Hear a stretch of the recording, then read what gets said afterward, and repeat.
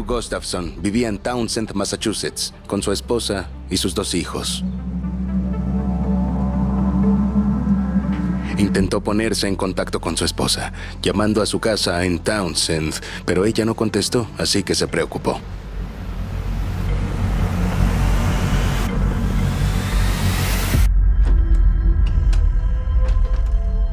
Cuando llegó a casa, no encontró ninguna señal de vida.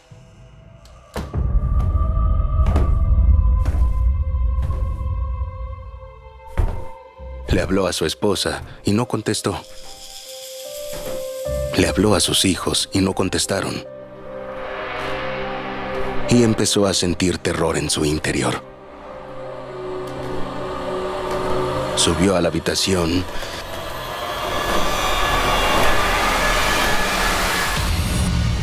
y vio a su esposa boca abajo en la cama con una almohada ensangrentada en la cabeza. No tenía fuerzas para buscar a sus hijos, así que llamó a la policía y los esperó afuera. Fue una horrible, horrible escena. Es algo que no ocurre en los pueblos pequeños como este. La gente estaba aterrorizada. Toda la zona estaba aterrorizada.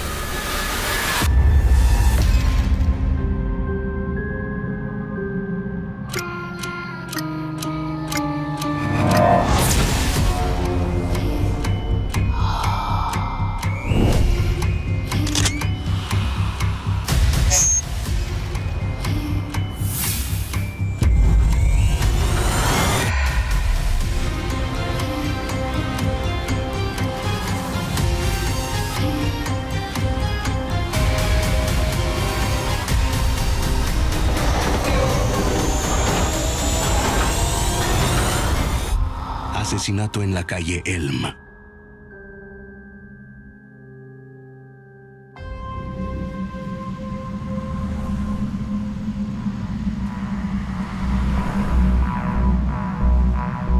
El 1 de diciembre de 1987, la policía llegó y Andrew Gustafson les dijo que su esposa estaba muerta arriba. Tenía varios meses de embarazo. Y le preguntaron, ¿cómo sabes que está muerta? Y él dijo que solo lo sabía y que seguro sus hijos también lo estaban, pero no había ido a buscarlos, así que la policía no sabía lo que estaba pasando. La jefatura de policía estatal me avisó de una muerte en Townsend.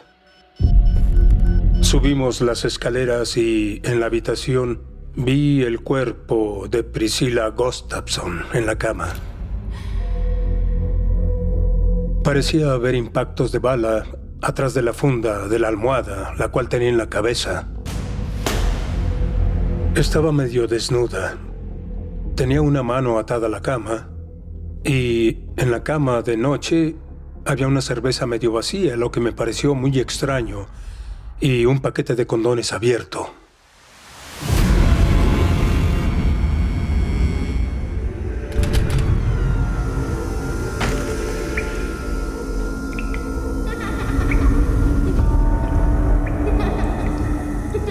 Cuando fui al baño de arriba, vi el cuerpo de un niño,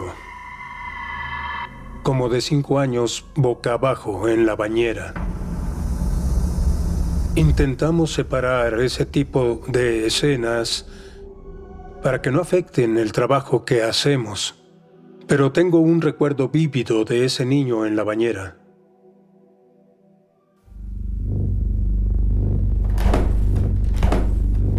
Y en el primer piso estaba el cuerpo de una niña, completamente vestida, ahogada en la bañera. Imagina lo que se necesitó para ahogar a William y Abigail. Eran 2 niños inocentes. No solo los mató, los ahogó. Eso significa sostener a alguien bajo el agua hasta que muera. Que alguien haga eso es indescriptible, es más que maldad. Andrew Gustafson era abogado. Estaba casado con Priscilla. Ella enseñaba en la escuela dominical a niños. Era muy querida en la comunidad. Y parecía que tenían una vida ideal. Pero como detective de homicidios tienes que empezar por el círculo más cercano, la gente que conocía a la víctima. En este caso, todos eran sospechosos. Mientras la policía revisaba la coartada de Andrew Gustafson, de inmediato se corrió la voz. Townsend, Massachusetts, es un pequeño pueblo, tomando en cuenta que está a 50 kilómetros de Boston. Es algo típico del país. Muchos de los cementerios se remontan a la década de 1600, así que tiene una historia muy larga. Digamos que es un pueblo seguro y pintoresco. Y Townsend solo tenía en esa época como 10,000 habitantes. Este es el hogar de los reportajes originales. El asesinato fue tan horrible que atrajo la atención de los medios de Boston y de los medios nacionales, los ojos centrados en este pequeño pueblo. Donde quiera que miraras había una sensación de miedo. Todos pensaban, ¿es seguro el pueblo en el que crecí? La gente cerraba sus puertas. Si tenían armas, revisaban que estuvieran cargadas. Todo el mundo estaba atento a sus vecinos, buscando cualquier cosa sospechosa. Toda la zona estaba inquieta.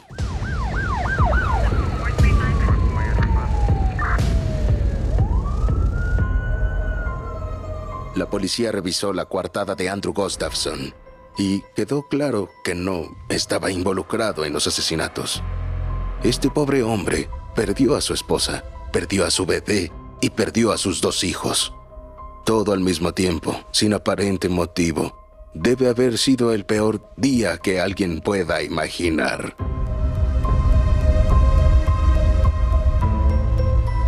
Andrew Gustafson habló con la policía y les comentó que faltaban cosas en la casa y también que les habían robado unos días antes de los asesinatos. Se llevaron un decodificador de cable y dejaron un vaso de cerveza o una bebida en la casa. Cosas que no parecían tan graves en ese momento, ahora cobraban importancia. La policía sabía que habían ocurrido varios robos en la zona.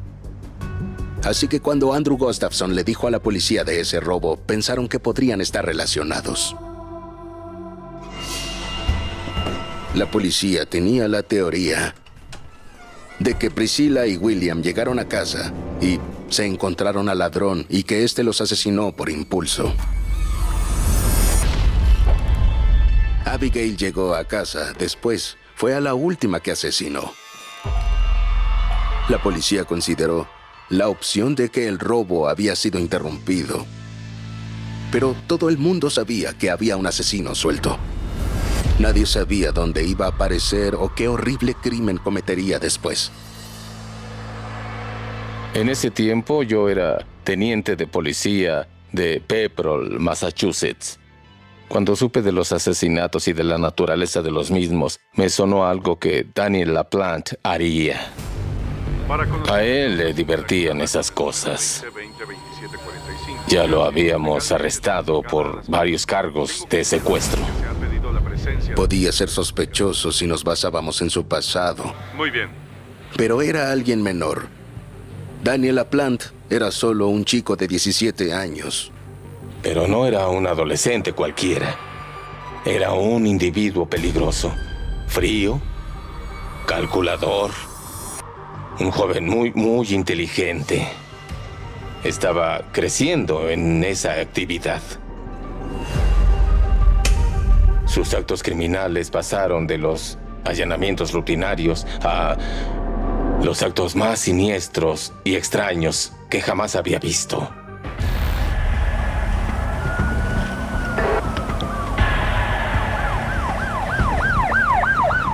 Todo el mundo sabía que había un asesino suelto.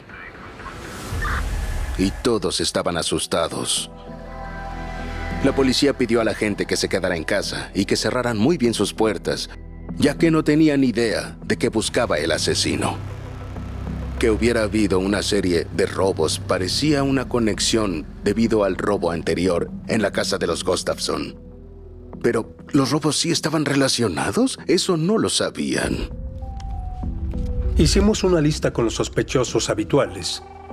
Yo uso ese término vagamente. Es de gente con antecedentes que han cometido delitos violentos, que han robado casas. Daniel LaPlante, de 17 años, estaba en la lista. Descubrimos que los robos a casas, incluyendo el robo de armas, empezaron después de que él saliera en libertad bajo fianza. Y empezamos a atar cabos. Unos detectives lo encontraron en una biblioteca en Towson. Así que hablaron con él y no les dio buena espina lo que platicaron. Les dijo que tenía una coartada, que había estado en una fiesta y que había otras personas que podían corroborarlo. Pero se veía un poco nervioso, así que la policía sospechó. Y luego, solo huyó. Era alguien sospechoso, pero no teníamos pruebas que lo relacionaran. Necesitábamos reunir toda la información posible sobre Daniel LaPlante. Cometió delitos en Towson cuando era menor y también en Pepperell, un pueblo cercano. Lo detuvieron y después quedó en libertad por los delitos que había cometido. Frank Bowen vivía en Pepperell, Massachusetts. Era conductor de autobús y perdió a su esposa de cáncer en el 86. Tenía 2 hijas, Tina, que estaba en la preparatoria, y su hija menor, Karen. Los 3 estaban solos, sufriendo la pérdida de la madre. Sobrellevaban la situación con Frank trabajando muchas horas y sus hijas solas en casa. Las hijas no manejaron bien la pérdida de su madre e intentaron contactarla. De forma espiritista. Y mientras estaban en esa sesión para comunicarse con su madre fallecida, empezaron a oír ruidos, golpes en las paredes.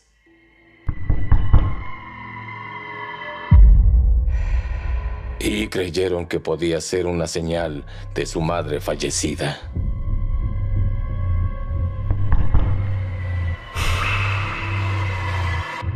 Entonces empezaron a notar cosas que parecían fuera de lo común. En las habitaciones, las luces que habían estado apagadas ahora estaban encendidas. Las cosas se movieron en varias partes de la casa. Así que le hicieron preguntas a su madre. Y después de cada pregunta, escuchaban golpes. Las 2 niñas que lidiaban con la pérdida de su madre le dijeron a su padre que su madre estaba en la casa y que estaba tratando de comunicarse, pero Frank creyó que era consecuencia del duelo. Esto creó una separación entre las 2 hijas y su padre. Él en serio creía que necesitaban ayuda psicológica y que nada era verdad. Pero eso cambió rápidamente el 8 de diciembre de 1986. La familia regresó a casa y vieron que uno de los retretes estaba sucio. Su primer pensamiento fue que alguien había entrado a la casa y empezaron a buscar.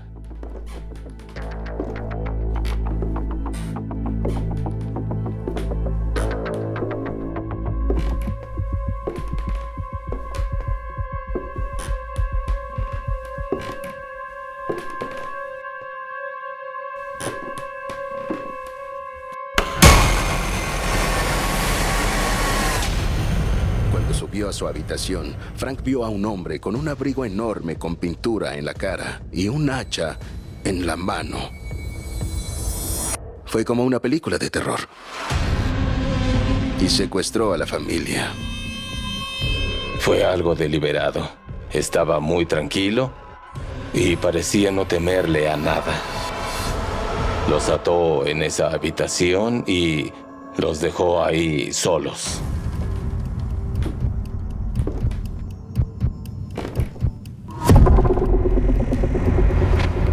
En ese momento, una de las hijas se escapó y pudo ir a la casa de al lado. Reportaron el secuestro, llamaron a la policía y nosotros llegamos. Reporte de secuestro. Registramos la casa, el bosque de alrededor, toda la zona, las carreteras, y no encontramos a ningún sospechoso. Despejado. Como oficiales de policía tuvimos que creer la historia, por increíble que sonara. Yo había investigado asesinatos, también suicidios, muertes extrañas, pero nunca había visto algo así. Durante la búsqueda encontré el hacha justo abriendo una de las puertas. Pero en cuanto a algo del intruso, no encontramos nada. Ningún miembro de la familia pudo identificar al intruso. Al parecer, su disfraz y la teoría que tenían les imposibilitaba definir quién había sido. Pero ahora Frank sabía que sus hijas decían la verdad, que algo pasaba, que no era algo psicológico. Creíamos que el sospechoso, si existía, había huido al bosque. Todo sucedió en la noche. En el 42. Habría sido muy fácil para el intruso esconderse en el bosque. Y encontrarlo habría sido muy difícil. La familia no quería volver a la casa y era entendible. Las niñas tenían miedo, así que sin dudarlo se fueron y se quedaron en un hotel porque sabían que no podían dormir en su casa.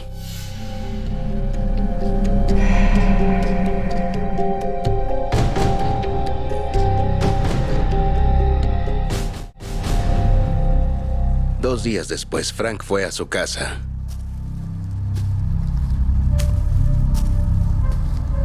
Y al acercarse, vio algo.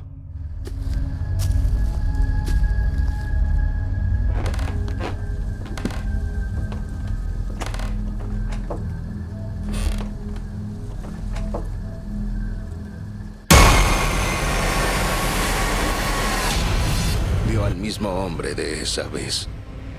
Y pensó, este hombre intenta matarnos. Así que Frank Bowen llamó a la policía. Llegué en unos 10 minutos y se veía que estaba angustiado.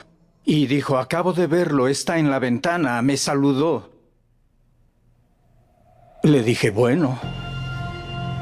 La noche del incidente, cuando la policía se fue, había cerrado la casa. Recorrí toda la casa buscando pruebas. No había nada. Ni ventanas rotas, las puertas estaban bien. Y pensé que si iba a entrar ahí, creyendo que habría alguna persona dentro, no lo iba a hacer sin cuidado. Así que abrí la puerta sin hacer ruido. En cuanto la abrí, vi a mi derecha una foto en la pared. Era de la familia y tenía un enorme cuchillo clavado y con un enorme marcador habían escrito, todavía estoy aquí, ven a buscarme. En ese momento pensé, está aquí. Escuché con cuidado, porque pensé, quiero que crea que el dueño está aquí, no yo. Miré a la derecha y vi el pasillo que llevaba al resto de la casa. Ahí había otra foto de la familia con otro cuchillo clavado. Entonces pensé, debo registrar la casa y voy a necesitar ayuda para hacerlo bien. Así que retrocedí tranquilo. Tomé mi radio y había un sargento en la comisaría y le dije, ven aquí, te necesito ahora. Revisamos todo. Armarios, entre los colchones, debajo de la cama. Cada rincón lo revisamos. Cada lugar que se te ocurra lo revisamos. Y terminamos en el piso de abajo. Y recuerdo que miré al techo pensando, no logro entender por qué no lo encontramos. Y luego, así como así, Vi hacia la esquina.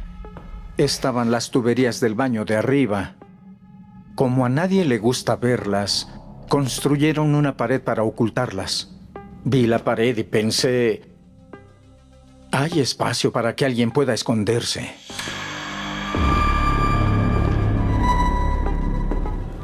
En cuanto me acerqué y encendí la luz, vi que había una pila enorme de ropa sucia y nadie apila ropa sucia detrás de una pared falsa.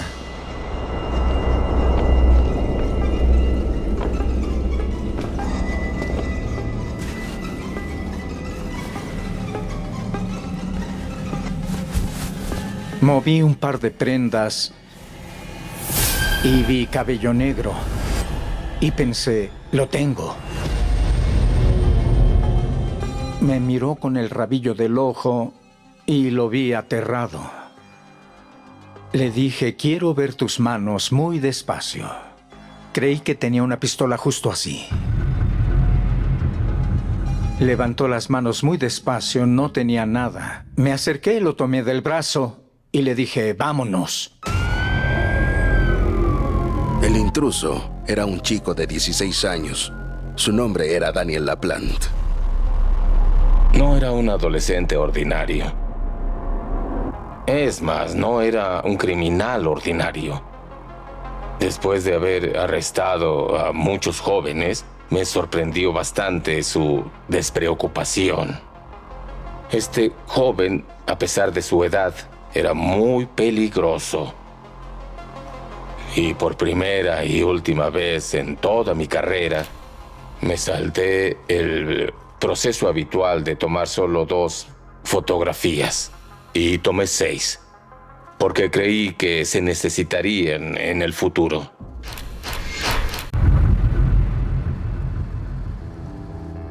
Daniel sufrió muchos abusos de niño. Abusaron de él su padre, su psiquiatra y otras personas, sexual, física y psicológicamente, durante mucho tiempo, y empezó a ser problemático desde muy niño. Era solitario.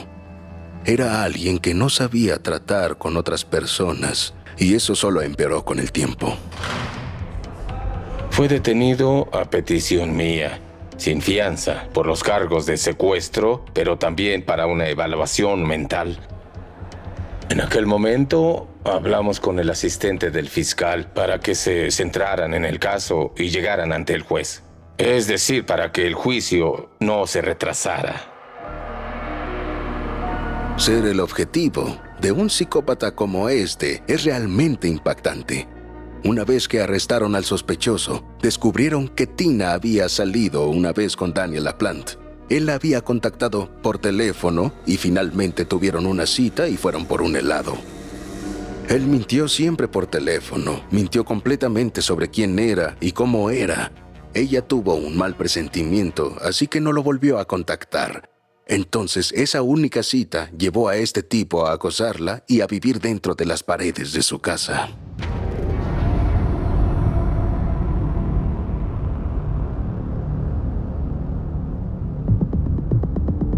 Daniel salió y entró de esa casa durante 6 meses.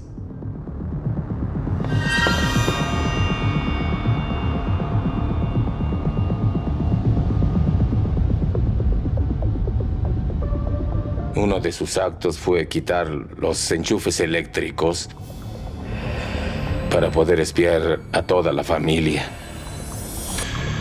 Así podía ver cuándo salían de una habitación y él salía de su escondite para crear estos actos perturbadores que harían que las niñas se pelearan entre ellas y le contaran a su padre cómo se vaciaban los vasos, se cambiaban los canales. Y después volvía a su escondite en la casa.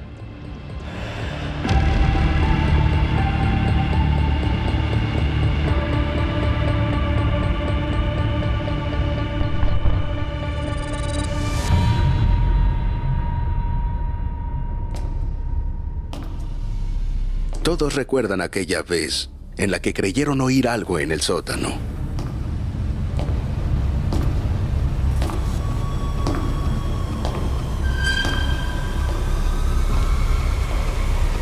y pensaban que era un monstruo o alguien en el armario.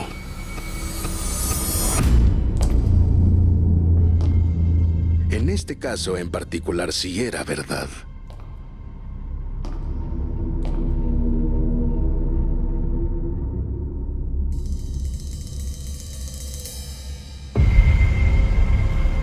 Es aterrador que una simple cita en la que fueron por helado y que no pasó a más se convierta en que alguien irrumpa en tu casa y luego te atormente por meses. ¿Quién sabe cuál era su plan? Tal vez violar a una de las hijas o tal vez matar a toda la familia. No estoy seguro. Así que enviaron a Daniel LaPlante al hospital Bridgewater para una evaluación psiquiátrica y, después de esa evaluación, lo diagnosticaron con trastorno de personalidad antisocial y lo enviaron a un reformatorio. Todos creyeron que así estarían a salvo.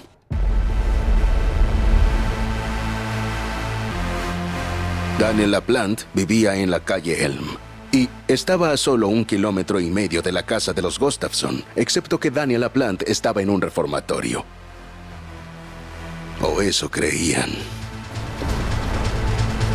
Cuando cumplió 17, el juez decidió que debían juzgarlo como adulto. Y cuando Daniel LaPlante fue acusado como adulto, tuvo una fianza. En este tribunal se presentó... Lo llevaron ante el juez, no para ser juzgado, sino para dictarle una fianza. Y el juez, en ese momento, sin ninguna aportación o presencia policial, estableció una fianza de $10,000.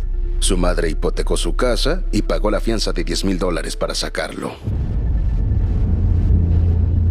Todos sabemos que el juez cometió un gran error.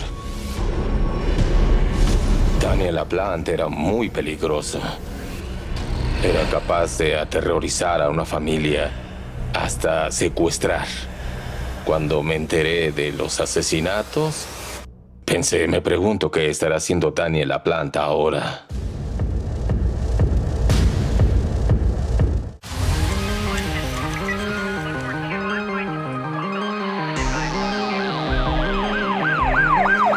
Los investigadores trabajaban en este crimen violento con Daniel LaPlante, viviendo a menos de 2 kilómetros del triple asesinato.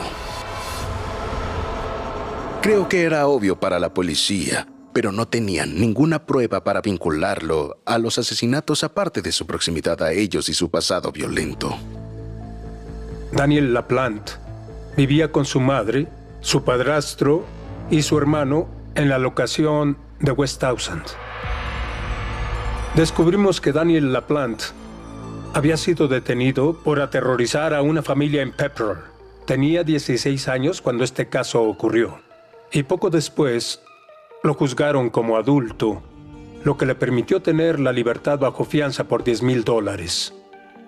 Cuando investigamos quién era Daniel LaPlante y cuando fue puesto en libertad, empezamos a atar cabos y descubrimos que en la zona en la que vivía aumentaron los robos. De las casas robaban armas y también dinero. Todo empezó a ocurrir después de que lo liberaran. A las 7 de la mañana del día siguiente, nos reunimos en el lugar del crimen para obtener toda la información y todas las pruebas posibles. Afuera de la casa había una almohada tirada en el suelo, así que llamé a un equipo de rastreo camino de la policía estatal y comenzamos la búsqueda. El perro hizo su trabajo rastreando desde el patio hasta el bosque. A los pocos minutos, uno de los policías estatales encontró una camisa de franela mojada. Había también guantes mojados en el bosque. Así que la policía creyó que esas prendas podrían haberse usado cuando ahogaron a los niños. El perro captó inmediatamente un olor de esos artículos que nos llevó a través del bosque. Y llegamos a la casa de Daniel LaPlante. Después de hacer ese rastreo, solicitamos una orden de registro. Ejecutamos la orden hicimos un registro completo de la residencia. Daniel no estaba ahí en ese momento. Algo clave que encontramos fueron unos calcetines mojados en la habitación de Daniel LaPlante. Y en los calcetines encontramos un cabello rubio, que podía ser de Abigail.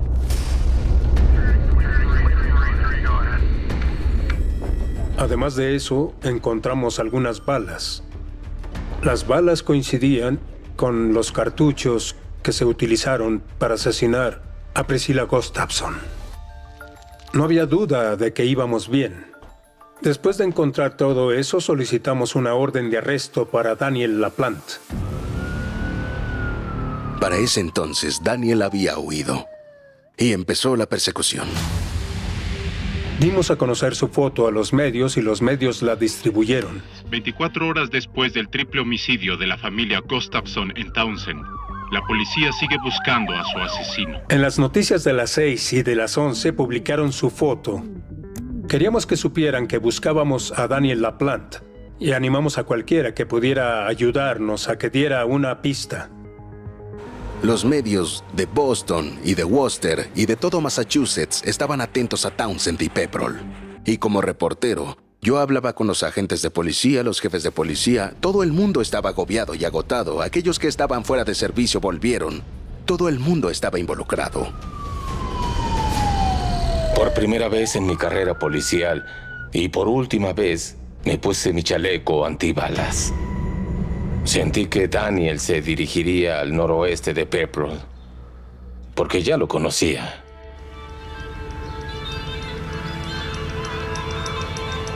Es como un muro, con muchos árboles. Es fácil evitar que te detengan ahí. Y mi instinto no falló. Nos llegaron informes de un joven sospechoso en la zona casi de inmediato.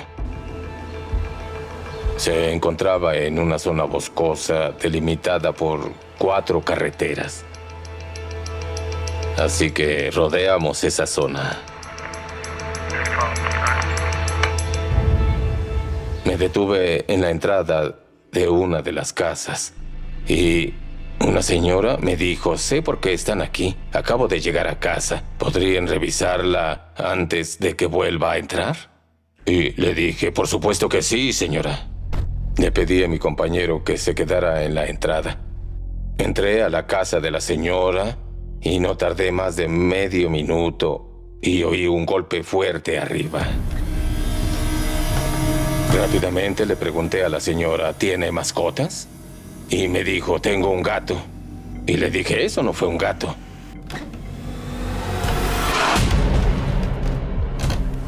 Cuando llegué al último escalón, encontré una escopeta de calibre 16 a mis pies con el candado puesto. Asumiendo que estaba cargada, supuse que ese era el ruido que había escuchado. Hicimos un registro exhaustivo de toda la casa. Había huido por una ventana de arriba, saltó al garage, fue al bosque detrás de la casa y se dio a la fuga. Su objetivo era matarme con la escopeta de calibre 16. Creo que lo que lo desanimó fue la presencia de mi compañero en el auto. El señor de la casa nos dijo que la escopeta era suya, pero también que faltaba una pistola. Y no solo eso, también un cinturón con municiones. Era obvio que el intruso entró para armarse. Todos sabían que el asesino andaba suelto. Y la policía lo buscaba en todas partes. Cuando alguien veía algo moverse en el bosque, avisaba a la policía. La gente se encerró en sus casas con mucho miedo. Y debían tenerlo. Sin duda debían tenerlo. Cuando matas a 3 personas, ya no hay más límites. Había un gran peligro de que no solo secuestrara a alguien, sino que lo matara. Sabían que tenían que atraparlo antes de que alguien más muriera.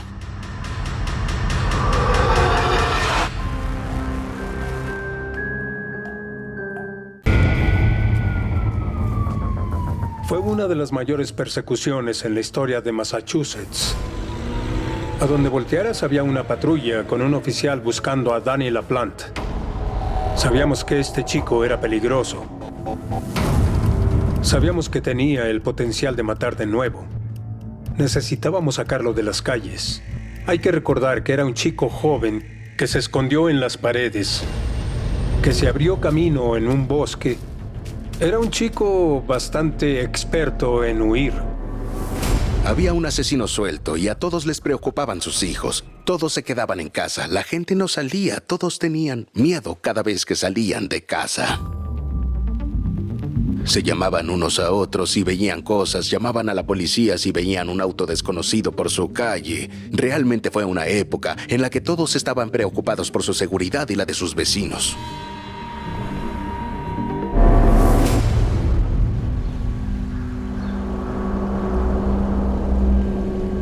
En cuestión de 15 a 20 minutos, me informaron que una vez más, mientras se enfrentaba a un agente, este delincuente decidió correr hacia un aserradero ubicado en Ager. Mi temor era que si LaPlante tenía un arma, tomara a alguien como rehén o que asesinara a alguien. La policía acordonó la zona, cerraron las calles. Un helicóptero sobrevolaba la zona. Mientras investigaban, uno de los oficiales creyó haber oído algo al lado de un contenedor. Varios oficiales rodearon el contenedor y le ordenaron a Daniel que saliera. Y por fin él decidió entregarse. Lo llevaron al cuartel de la policía estatal, situado en la calle Elm, ubicado en Concord, Massachusetts. Lo acusaron del asesinato de Priscilla Gustafson, Abigail Gustafson y William Gustafson. Me senté a su lado durante el juicio. Sus ojos eran fríos. Miraba más allá de uno, sin remordimiento alguno. Se le acusa de haber asesinado a Priscilla. Cubrí el juicio para mi periódico. Recuerdo que estaba sentado en el tribunal viendo a LaPlante. Él se veía sin emociones, inexpresivo, como si no mostrara ni una pizca de empatía, ni incomodidad por lo que estaba pasando. Solo una mirada desalmada. Entonces se encontraron los guantes mojados. Había varias cosas que vinculaban a Daniel con los asesinatos. Los casquillos que había en la casa de LaPlante eran del mismo tipo que encontramos en la escena del crimen. Si observan las fotos, podrán ver lo que encontramos en la casa. Además, un cabello que encontramos en uno de los calcetines de Daniel era efectivamente de la cabeza de la asesinada Abigail Gustafson. Y durante una de las búsquedas en la casa de LaPlante, encontraron el arma homicida, que era un revólver 22 en un vehículo abandonado en la propiedad de LaPlante. También recuperamos 2 decodificadores de cable y controles que habían robado previamente de la casa de los Gustafson, por lo que antes de los asesinatos, LaPlante había estado en esa casa robando. Muy bien, esta es la prueba 53. Creo que la que fue la prueba más convincente es la que tiene que ver con el concepto legal de conciencia de culpa. Y es que una persona, francamente, no huye de la policía mientras la interrogan. Una persona inocente simplemente no intenta secuestrar a la gente mientras huye de la policía. Una persona inocente simplemente no se arma o intenta armarse con un rifle de alta potencia, una escopeta, municiones, pistola. Las acciones de LaPlante durante el asesinato básicamente sellaron su destino. Provocaba una sensación de frío. La verdad, no muchas personas te provocan eso.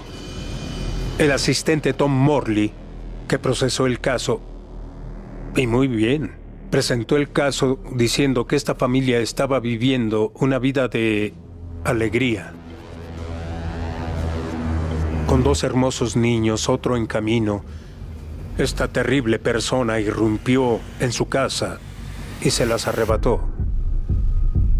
Sin ninguna razón, mató a estas personas. Gracias, pueden sentarse.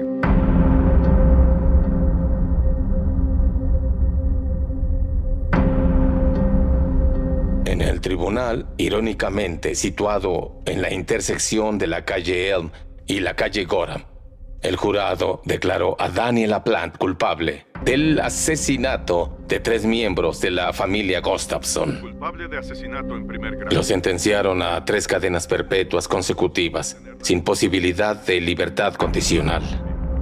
Muy bien. De pie, por favor. Este chico era una persona que tal vez, si algo así existe, era completamente malo. El investigador principal me dijo, Tom, ¿ya te diste cuenta de que la calle Elm aparece en todo? Porque él vivía en la calle Elm. Lo llevaron al cuartel de la policía estatal en la calle Elm, en Concord. Lo juzgaron y lo sentenciaron en el tribunal que está en la esquina de la calle Elm, en Townsend, Massachusetts. Había 7 conexiones con la calle Elm en el caso de LaPlante.